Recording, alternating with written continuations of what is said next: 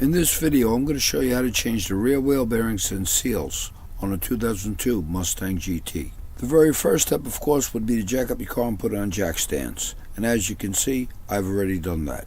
The next step will be to remove the differential cover, because you're going to need access to the inboard ends of the axle shafts at a later point in the job. And by removing it now, it'll give time for the gear oil to drain down, so it won't be dripping on you when you go to work on it later. While the oil drains, you can go ahead and remove the wheel, and then remove the caliper, and make sure to hang it with a piece of baling wire so it doesn't put any strain on the flex line. You'll also have to remove the caliper mounting bracket,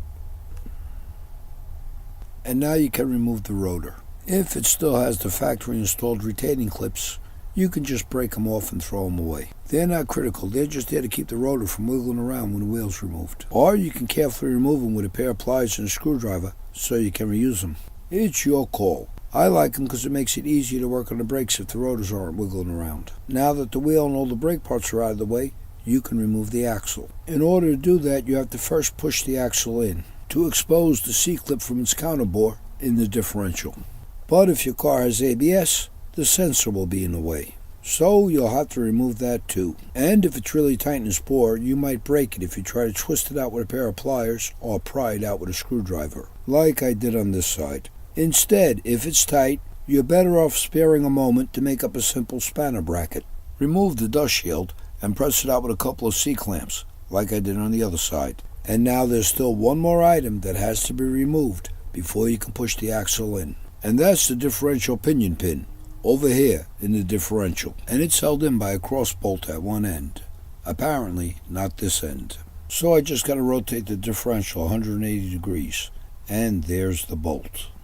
And its actual name, according to Ford, is the differential pinion shaft lock bolt. And it takes a 5/16 or 8mm wrench, basically both the same size.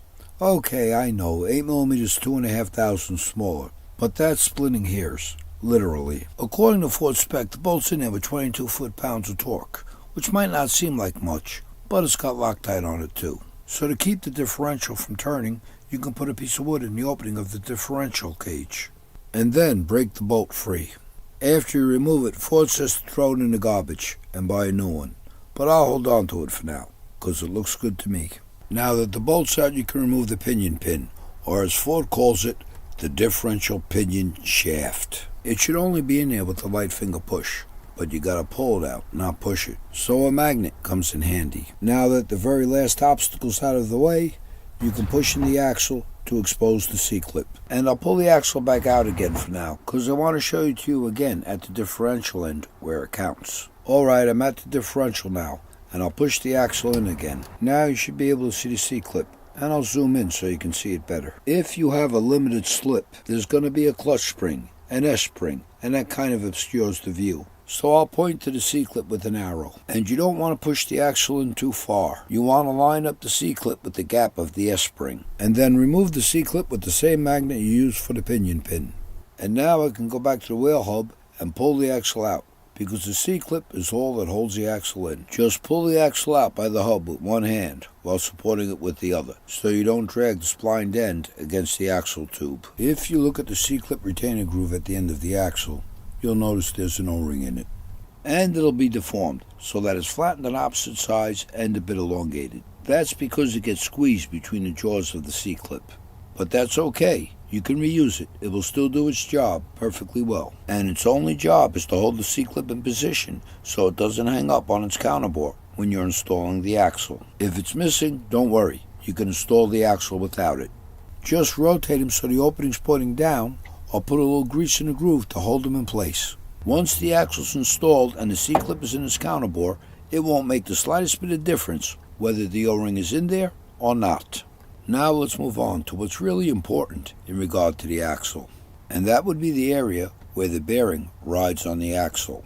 The bearing does not have an inner race, so the axle itself serves as a journal for the bearing and the oil seal. So it's very important that this area has no damage and minimal wear. If there's any signs of galling or major scoring, the axle shaft will have to be replaced.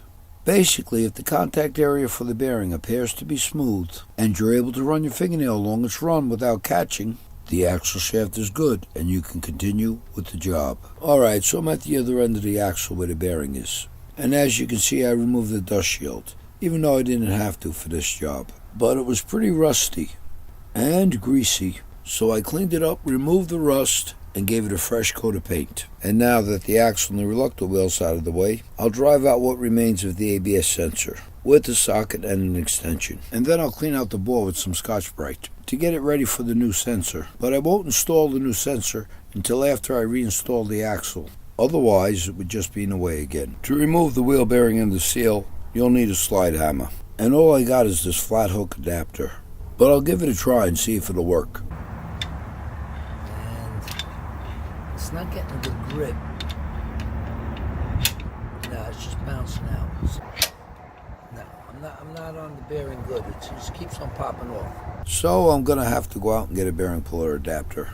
Alright, just got back. Picked up this bearing puller set from Harbor Freight. Comes with 3 sizes, and the Mustang takes the smallest one. 1 inch to 1 inch and 7/8. I just had to remove this hook adapter and thread on the bearing adapter. But, as you can see, it's got the wrong size thread. It's too big. The bearing puller adapter has 5/8 18 thread, and the slide hammer has half 20 thread. So I had to make up a thread adapter. 5/8 18, half 20. So while I was out there, I picked up these 3/8 inverted flare nuts, which are technically gland nuts. And a gland nut is basically a bolt with a hole in it, so it has male threads. But most importantly, 3/8 inverted flare nuts are available in 5/8 18 thread, and most auto parts stores carry them, whereas no hardware stores around me carry 5/8 18 bolts. And for the half 20 female thread, I used the wheel lock lug nut from this Mustang. The tire guys broke the key because it seems the only wrench they can use is an impact wrench, so they were otherwise useless to me, but perfect for this application. All I had to do was weld the two together. So now all I gotta do is thread the adapter I made onto the slide hammer, and now I can thread on the bearing puller attachment. Problem solved. Now I'll just run the nut back, insert the puller, tighten the nut firmly with a pair of channel locks, and pound out the bearing and the seal. But apparently, it's not moving. Now this is a 5-pound slide hammer, so if I wheeled on it hard enough, I could definitely pull it out. But I don't really want to use a ton of impact. Instead, I'll just remove this wheel bearing puller so I can pry out the oil seal. And as you can see, even after all that pounding, it doesn't seem to have moved at all. I'm using a little pry bar here. You could use a claw hammer or even a seal puller if you want to get fancy. However, whatever tool you use, including a seal puller, the seal's going to get damaged in the removal process. But that's okay, because you're going to be replacing it with new. Just be careful to ensure that the seal is the only thing that gets damaged in the removal process. And it's just about there. Here you go. The seal's removed. Here it is. And this orange stuff that's on there is a sealant. But it also behaves as an adhesive. That's why you're better off prying the seal out as opposed to pulling it out. Now that the seal's removed, I'll reinsert the puller and tighten it down. Thread in the slide hammer and try pulling the bearing out again.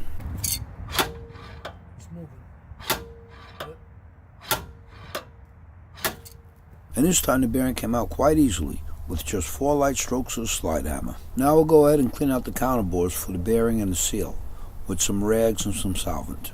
I'm not going to bother cleaning the entire axle tube and housing, because I really didn't see that much wear in the differential or metal filings in oil. Alright, there you go. The bores for the bearing and the seal are as clean as they need to be. Alright, here's the new bearing.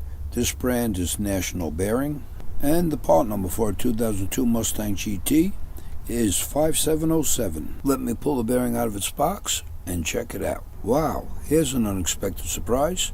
Right here it says USA. They may not be Timken, but at least they're made in the US. And it matches up with the original Timken bearing. Looks the same, has the same OD and ID and thickness. It's a thing of beauty. Before I install it, I'll lube the bore with a little machine oil. Then I'll place it in against its counterbore so it's nice and square. And then you need to drive it in with the bearing driver of the appropriate size. I don't have one, but I do have a socket that will work just as well. You'll want the OD of the socket or bearing driver to be just slightly smaller than the OD of the bearing. And this socket here meets that criteria. Then take the socket and a hammer and drive the bearing into its bore. I'm using a 10-pound sledgehammer here, which is way overkill. The only reason I'm using it is because I couldn't find my 3-pound maul, so I'll just choke the handle. And since it didn't take that much impact to remove the old bearing, it shouldn't take much impact to drive the new bearing in. And you want to drive the bearing all the way in to the bottom of its counterbore. And you can pretty much tell by both the sound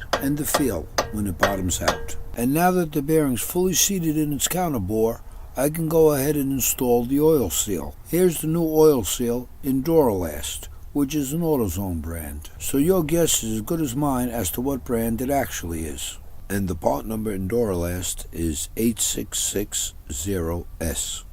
And as soon as I take it out of this box, you'll notice it's not the same as the original. It doesn't have a flange, but it's about the same thickness as the old seal, not including the flange. Aside from the flange, everything else is the same. It has the same ID and OD, so it'll work. Since this seal doesn't have a flange, I want to measure how far I can drive it in before it bottoms out on the counterbore. And I've already set the depth gauge to the thickness of the seal. And the depth of the counterbore appears to be a bit more than 1/8 of an inch greater than the thickness of the seal. So I can drive the seal down until the face of it is even with the edge of this chamfer, which is a little less than 1/8 of an inch. If I do that, the entire edge of the seal will be in complete contact with the counterbore. But what's even better is that the lip of the seal will ride on a portion of the axle shaft that was never in contact with anything before. So in effect, both the seal and the surface it rides on will be new. Right before I install this seal, I'm going to put a little Permatex number 2 on its outer surface. It doesn't actually need a sealant, because this orange coating is a sealant. So I'm basically using the Permatex as a lubricant for installation. I already cleaned the counterbore with a solvent to remove any traces of oil so I could achieve a good seal. So the last thing I'd want to do is lubricate it with oil. In addition, you don't want to coat the bore with Permatex, because it will get pushed into the bearing as you're driving in the seal. And that would not be a good thing. Now I'll take the seal, start it in its bore, and drive it in flush with a block of wood and a hammer.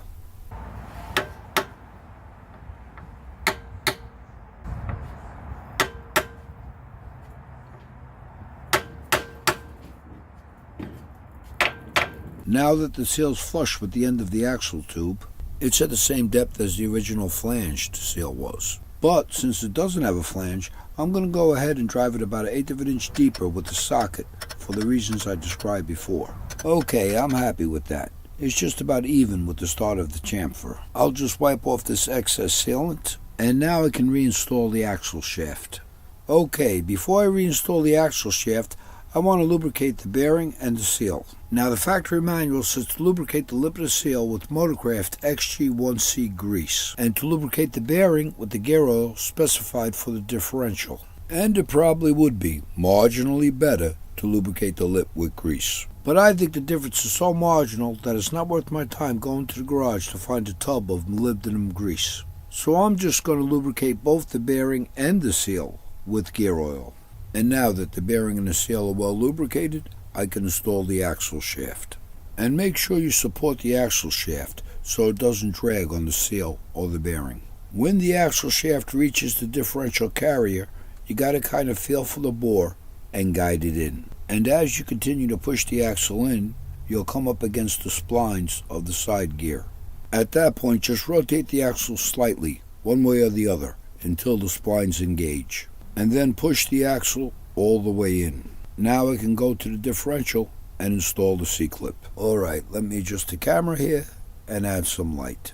That should help a bit so you're better able to see the groove at the end of the axle. The groove's a little too far forward. I gotta pull it back a little to get it in between the gap of the S-spring. Oops, too much. Right about there should be good. Now, using the same magnet used to remove the C-clip, insert it into its groove, making sure it's fully seated. And the O-ring that's in the groove will keep it in place. And then you want to pull the axle back so the C-clip bottoms out in the counterbore of the side gear. Let me zoom in on the S-clip. You can't see the C-clip anymore because it's bottomed out in its counterbore. All you can see is the very end of the axle, and that's how it should be when the axle is installed properly. After you've installed the new wheel bearing on the other side, and the new seal, and reinstalled the other axle shaft as well, rotate the differential so you can access the bore for the differential pin. And make sure you're at the side that has the hole for the retaining bolt. If you look into the bore, it should be perfectly clear.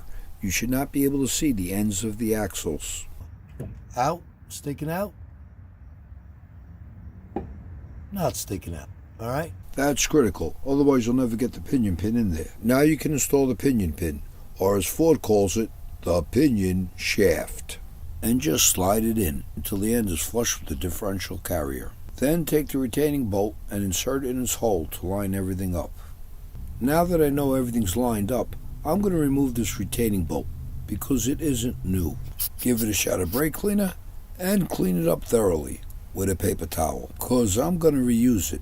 Even though the Ford manual says to replace it with new, they're not adamant about it. They do allow that if a new bolt is unavailable, you can reuse the old one, as long as you coat it with Loctite. And that exception would apply to me, because I don't got any new pinion shaft lock bolts in my garage. And I'll also clean the internal threads with brake cleaner to remove any traces of oil. And while I'm waiting for the brake cleaner to evaporate, I'll apply a more than generous amount of Loctite to the threads. And now that the brake cleaner is all evaporated from the internal threads, I'll put the bolt back in and run it down a wrench because I can't fit my fingers in there. Then I'll torque this retaining bolt, or as Ford calls it, pinion shaft lock bolt, to factory spec, which is 22 foot-pounds. Now that all the internal components of the rear end are completely back together, I can put the differential cover back on. I just got to clean the mating surface on the housing and the differential cover, which you can see I already did. Then I'll apply a gasket that is Permatex No. 2 gasket sealer on both sides to the now magically cleaned mating surface of the differential. Put the cover in place and tighten the bolts in a cross-torque pattern to 22 foot-pounds, because I went with a gasket. If you use silicone gasket maker, like from the factory, then tighten the bolts to the factory spec of 32 foot-pounds. And now that the cover's on, the differential is completely back together and ready to be filled with gear oil. Obviously, I'll have to remove the filler plug, and it takes a 3/8 square drive. Fill it with exactly 2 quarts of 75W-140 synthetic gear oil, or a little less than 2 liters if you're using a metric system. And because the differential is a Trac-Loc, make sure you get the gear oil that has the friction modifier already added. Otherwise, you'll need 60 ounces of gear oil and 4 ounces of friction modifier to bring it to the proper level. After you've refilled the differential, reinstall the filler plug and tighten it to 22 foot-pounds. And with that, the differential is lubricated to factory specs. All that's left to get the car back on the road is to reinstall the brake assemblies and wheels. I'll start by reinstalling the ABS sensors, which is a piece of cake, at least on this side. Just apply some anti-seize, push it into its bore, run the bolt in, and torque it down to 62 inch-pounds. And now the ABS sensor is reinstalled. The other side's slightly more complicated, cause I broke it when I was removing it, so I gotta replace it with new. I'll start off by bolting in the sensor, just like I did on the other side. And now there's a bunch of extra work, cause the wiring harness is hardwired to the sensor, which means you gotta remove the rear seat to unplug and remove the old wiring harness. Install the new harness, which is hardwired to the sensor, and reinstall the seat. And now that the sensors are reinstalled, I'll reinstall the dust shields, which I didn't really have to take off. But because they were so rusty, I wanted to clean them up and paint them. And there's really not much involved in putting them back on. They get secured with 3 bolts that are easy to access and torqued down to 89 inch-pounds. I'll do the same to the other side, and then they'll both be back on and better than before. Now you can put the rotor back on. Just line it up with the wheel studs and slide it against the hub. Nothing to it. Next, I'll install the caliper mounting bracket with the pads already installed because they didn't need to be replaced. And then tighten the bolts down to 76 foot-pounds. And now that the mounting bracket and the pads are in, I can reinstall the caliper. I'll thread the slide pin bolts in by hand and then tighten them down to 25 foot-pounds. And now that I've done the same for the other side, I can put the wheels back on. Apply the emergency brake and run the lug nuts down so they're snug. And then tighten them to 100 foot-pounds in a cross-torque pattern. 1,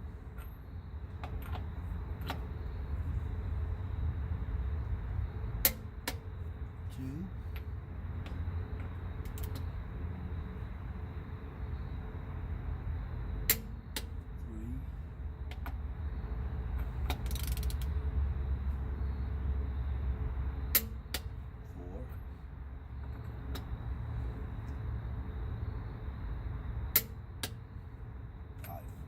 And that's it. The job is done.